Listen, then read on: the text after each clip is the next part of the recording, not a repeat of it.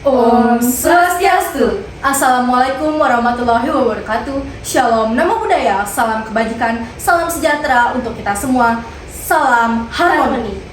Dewan Juri bergabungnya Indonesia ke BOP adalah kesalahan diplomasi yang sangat fatal dan dapat membuat negara Indonesia di zona berbahaya. Oleh karena itu, kami sebagai tim pro menyetujui mosi Dewan ini menilai bahwa politik kebebasan Indonesia masih relevan dalam menghadapi permasalahan COVID-19 saat ini dan tidak perlu bergabung dengan organisasi tambahan seperti BOP. Dewan Juri yang terhormat, politik bebas Indonesia mengacu pada pendekatan diplomasi yang mendukung negara untuk menjaga kedaulatan, kebebasan, dan kepentingan nasionalnya dengan tetap menjaga kerjasama dan kemitraan dengan berbagai negara tanpa mengambil sikap yang ekstrim atau mengikuti salah satu blok kekuatan. Pada dasarnya, hal ini masih relevan dalam menghadapi geopolitik baru, yaitu pergeseran paradigma hubungan internasional di mana perlawanan kepentingan lebih diprioritaskan.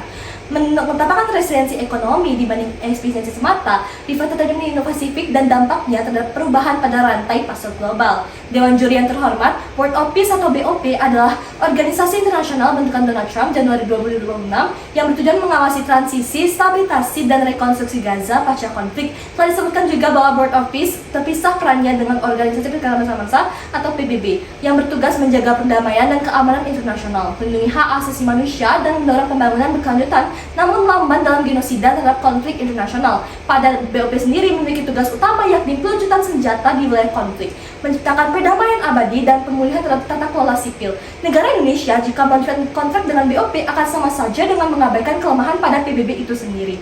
Mantan Menteri Luar Negeri Rakyat Indonesia, Profesor Mustaq Kusuma Atmaja, menegaskan bahwa politik luar negeri Indonesia tidak netral tapi juga tidak pasif, serta tetap memperjuangkan kepentingan nasional dan perdamaian dunia. Indonesia juga berinisiatif untuk menciptakan tatanan dunia yang damai dan adil, serta memperluas makna bebas menjadi bebas menentukan sikap dan komitmen, bukan bebas dari tanggung jawab berpartisipasi dalam kancah internasional.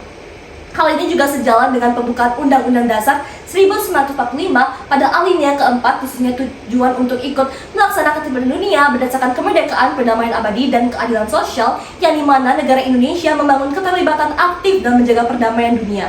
Ketika Indonesia bergabung ke salah satu blok, maka blok yang lain akan merasa tidak senang sehingga memonopoli kekuasaan itu sendiri. Hal ini juga disebut sebagai politik bunuh diri. Mengingat Indonesia merupakan negara yang pernah dijajah, maka dari itu Indonesia sudah sepatutnya menegakkan gerakan politik non-blok. Sebagai pembicara pertama, saya menegaskan bahwa Indonesia bergabung dengan BOP bisa dikatakan implementasi dari politik luar negeri bebas aktif, akan tetapi organisasi tersebut tidak bisa sepenuhnya mengambil alih politik Indonesia di bawah naungan Donald Trump yang sudah jelas membentuk kerjasama dengan Israel. BOP masih berstatus ilegal karena organisasinya masih bersifat sukarela dan seringkali tidak punya kekuatan untuk memaksa atau memberi sanksi, sehingga mandatnya sering sekali dianggap ompong, serta legitimasi globalnya masih dipertanyakan. Berbeda dengan PBB sendiri yang memiliki piagam resmi, pengakuan internasional, dan mekanisme perdamaian yang sah pada kewenangan dalam penetapan sanksi.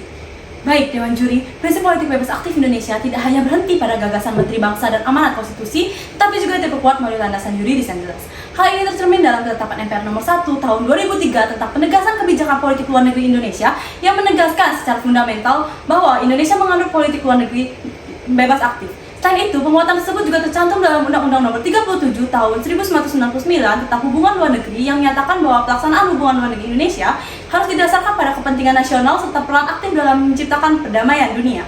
Baik, Dewan Juri, dilansir dari Sekretariat Kabinet Republik Indonesia, Indonesia bergabung dengan BOP pada 22 Januari 2026 dengan masa kontrak selama 3 tahun dan ditandatangani langsung oleh Presiden Prabowo Subianto dengan keputusan mengevaluasi jaminan jika bergabung dengan BOP, negara Indonesia akan dapat diuntungkan.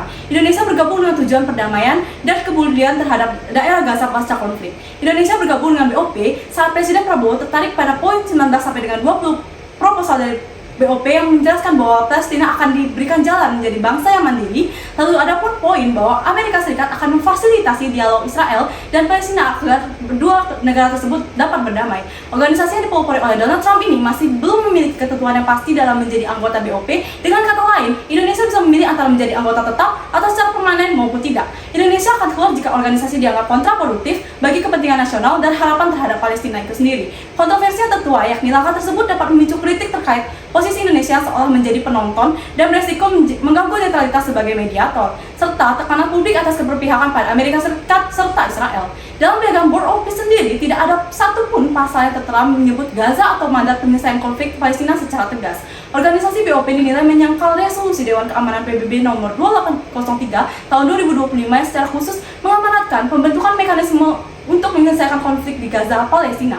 Pembentukan BOP yang tidak setara atau tidak melibatkan perwakilan Palestina merupakan bentuk pengingkaran terhadap realitas konflik. Pada hukum tanggung jawab internasional menjelaskan bahwa tanggung jawab atau pelanggaran perjanjian (contractual liability) suatu negara juga dapat bertanggung jawab atas pelanggaran perjanjian menurut hukum internasional. Tanggung jawab seperti ini dapat terjadi terhadap suatu negara manakala negara tersebut melanggar suatu perjanjian atas kontrak. Indonesia akan menanggung segala bentuk kerugian negara jika mencabut kontrak dengan BOP karena Indonesia memiliki alasan yang kuat ketika ingin bergabung dengan BOP. Namun kembali lagi dengan jaminan organisasi BOP yang sebenarnya bukan baret biru PBB dan dianggap beresiko tinggi serta berpotensi menjadi tameng Israel. Dewan juri yang terhormat, benang merah dari seluruh argumen kami pada hari ini bermuara pada prinsip utama bahwasanya peran politik luar negeri bebas aktif Indonesia sangat relevan dan konstitusional dalam menghadapi dinamika konflik geopolitik baru. Prinsip ini tidak hanya berakar pada sejarah diplomasi Indonesia, tetapi juga memiliki legitimasi yuridis melalui pembukaan Undang-Undang Dasar 1945, khususnya pada alinea keempat, ketetapan MPR nomor 1 tahun 2003, serta Undang-Undang nomor 37 tahun 1999 tentang hubungan luar negeri Indonesia yang didasari oleh kepentingan nasional. Sangat jelas bahwa politik bebas aktif menempatkan Indonesia sebagai negara yang independen dalam menentukan sikap tanpa terikat pada kepentingan blok tertentu maupun organisasi yang legitimasi dan efektivitasnya belum teruji secara internasional.